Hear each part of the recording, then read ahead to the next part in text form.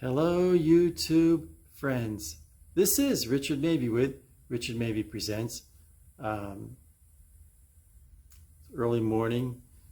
I'm going to go out and do some weeding in the yard and do some yard work.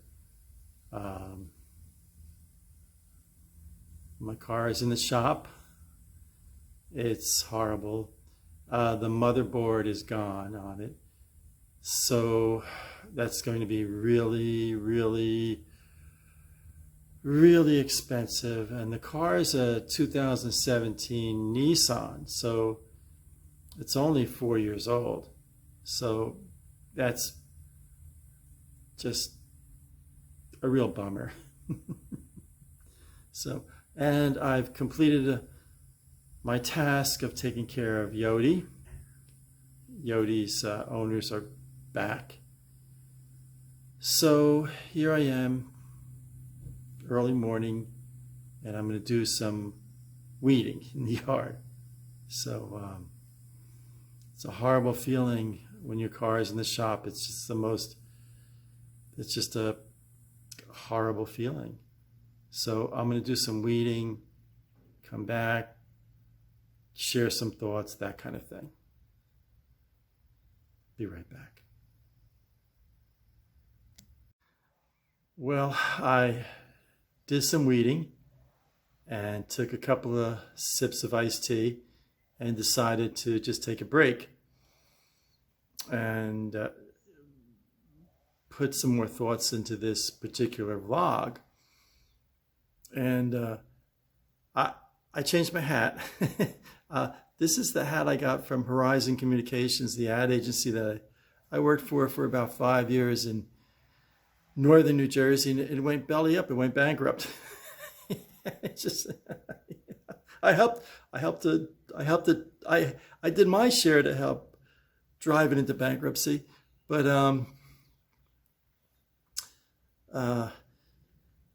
I was thinking, pulling the weeds and how ideas come into your head. I'm feeling very homesick lately, and I was thinking specifically old Lincoln Park.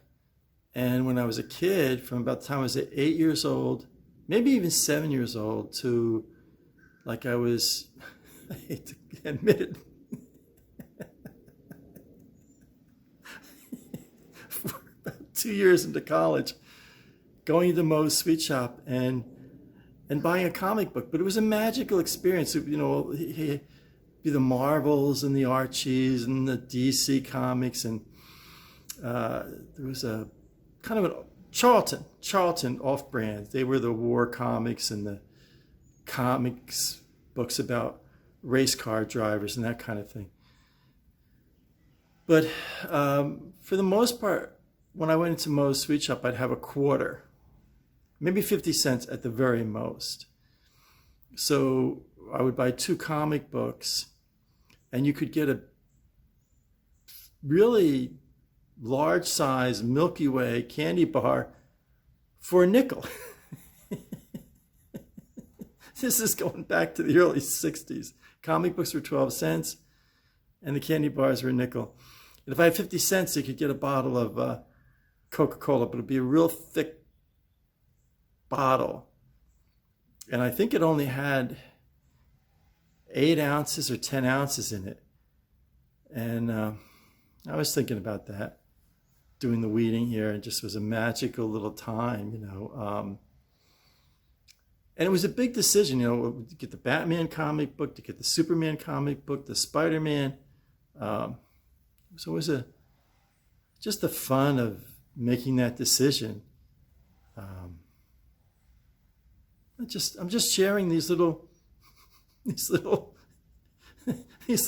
philosophical meanderings and homesick reflections. So I'm going to go back outside in the hot weather, beneath the radiating sun, and pull some more weeds. I had this poinsettia plant in the front yard, and it died a while back. So just now I pulled it all out, the roots and everything. So I left a hole. So I had to kind of cheat a little bit to fill in the hole. And that was kind of sad because I really was hoping the poinsettia plant would survive, but it didn't. So it was kind of sad. Then while I was doing this, I'm having all these flashbacks of old Lincoln Park. So a neighbor of mine just walked by, so I figured I'd take a break, say hello to him and that kind of thing. And I was talking about the old bakery in old Lincoln Park, and these memories are kind of flashing in my heart and mind while I'm doing the weeding here. And there was a bell on the door, front door of the old bakery on Main Street. But when you walked, I remember mostly it was Sunday mornings, going in with either my mom or my dad on Sunday morning after church, and there would be this aroma of fresh baked goods, both rolls and bread and cakes and that kind of thing. And we would get about a half dozen Kaiser rolls, and then get the loaf of the bread. I mean, fresh. I mean, it would be right out of the oven kind of bread. They had the glass showcases where you pick the bread you want, and the dear sweet little old lady. She's probably younger than me. She's probably, at the time, I thought of her as an old lady. I was about 10 years old, and she's probably younger than me now. And then going in, and then also we get this a Danish ring. I don't know if they still make it, but it would be about maybe 12, 14 inches in diameter. And it was a ring. It was a Danish and had icing on the top, and then walnuts scattered here and there. And then sometimes it'd have raisins in it. And I loved that. That was on Sunday morning. You get the Kaisers, get about half dozen Kaiser rolls. And then they had a little display with the Sunday papers.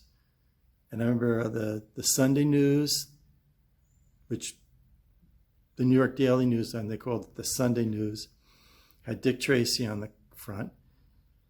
The Newark Star Ledger had the Flintstones on the cover. Then the Newark News had Yogi Bear on the cover. And you would, big pages, and there were two sections, and each section had 2, 4, 6, 8 pages of comics. It was great. And the New York Sunday News, which was the New York Daily News, they'd have about 48 pages of comics. It was so great. Dick Tracy, Dondi, Terry and the Pirates, Apartment 3G. I think they had Batman, Superman. Just great Sunday morning, Sunday comics. So I'm kind of homesick. I'm going to go back and do some more weeding and either give another reminiscent of old Lincoln Park or sign off, or a combination thereof. So be right back. So it's almost lunchtime, and I got quite a bit done. So one other reminiscing memory of old Lincoln Park from my boyhood and coming of age was a great shop on Main Street, Steve's Barbershop, and it was almost to perfectly just like Floyd's Barbershop. And I remember, guess I first started getting my hair cut there when I was 6 years old. They had something called Odell's Hair Trainer, and it was white in a bottle, and it looked like Elmer's glue, and it would slick your hair down real good. And then I remember, like when I got into about 7th or 8th grade or so,